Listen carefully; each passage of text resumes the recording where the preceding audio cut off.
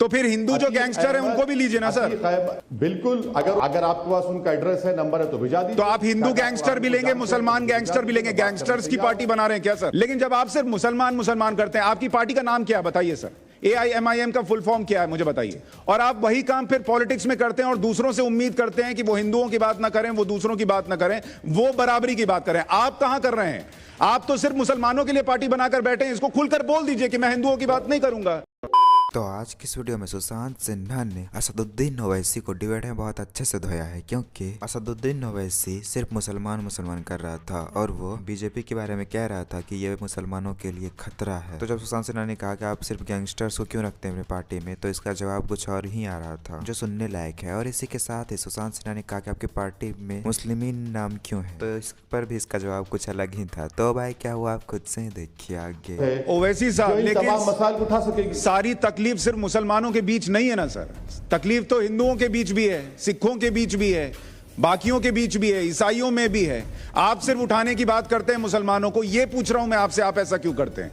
आप सबकी बात क्यों नहीं करते? भारतीयों की बात क्यों नहीं करते? अब आप बताइए कि अगर मुजफ्फरनगर के राइट्स में 77 केसेस सरकार वापस ले लेती है, कितने मुसलमानों के केसेस वापस लिया बताइए आपने?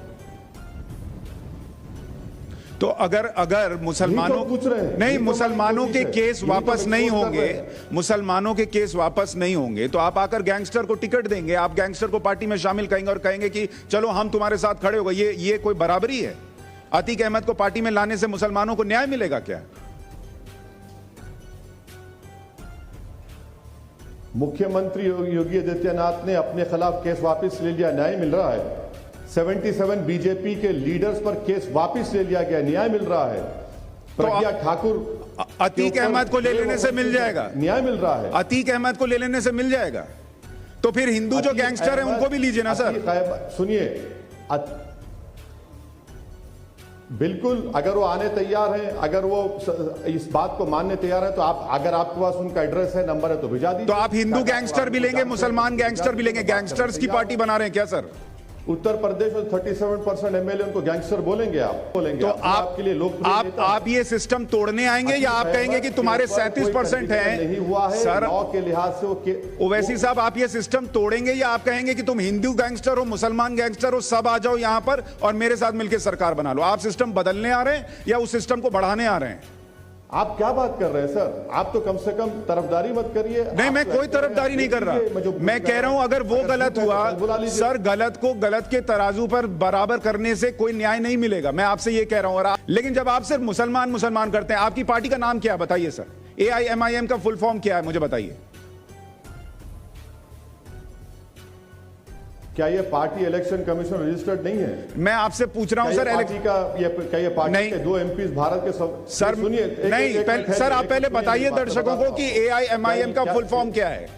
जब मेरी पार्टी भारत के संविधान में इलेक्शन कमीशन रजिस्टर्ड है, संविधान को मानती है, तो इसमें आपको आपत्ति क्यों है?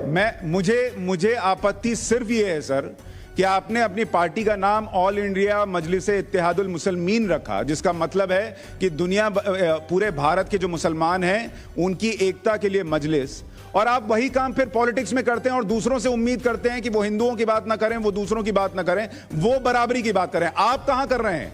आप तो सिर्फ मुसलमानों के लिए पार्टी बनाकर बैठे हैं। इसको खुलकर बोल दीजिए कि मैं हिंदुओं की बात नहीं करूंगा। अरे भाई, मुसलमान क्या हिंदुस्तान का नहीं है? लेकिन आप सिर्फ मुसलमान के नहीं है ना। आप ये बोलना चाहते हैं? ओवैसी साहब तो मेरे भी हैं, मैं हिंदू हूं लेकिन मेरे भी हैं। आप बिल्कुल नहीं हो, बिल्कुल आपका हूं, बिल्कुल मैं आपका हूं, आप मेरे हैं। हम आप सब्सटेंटिव इक्वालिटी, लेकिन आपकी पार्टी के नाम में मैं नहीं हूं ना सर। हो रही है, आप मेरे हैं, मैं आपका हूं, लेकिन आपकी पार्टी के नाम में मैं नहीं हूं। ये मुसलमान हटाइए सर। असदुद्दीन ओवैसी इतने समझदार होकर भी लेकिन हमेशा ये मुसलमान ही करते रहेंगे और ये हर जगह ये दिखाने की कोशिश करता है कि मुसलमान कितना दबा हुआ है इस देश में। तो इन्हीं बातों पर कुछ लोग इससे खुश रहते हैं और वोट देते हैं। खैर, आपको अगर थोड़ा सा वीडियो अच्छा लगे तो वीडियो को लाइक कर दीजिए। ऐसे ही वीडियोस के लिए आप हमारे चैनल को सब्सक्राइब जरूर कर लीजिएगा। हम मिलते हैं बहुत जल्द किसी और वीडियो में।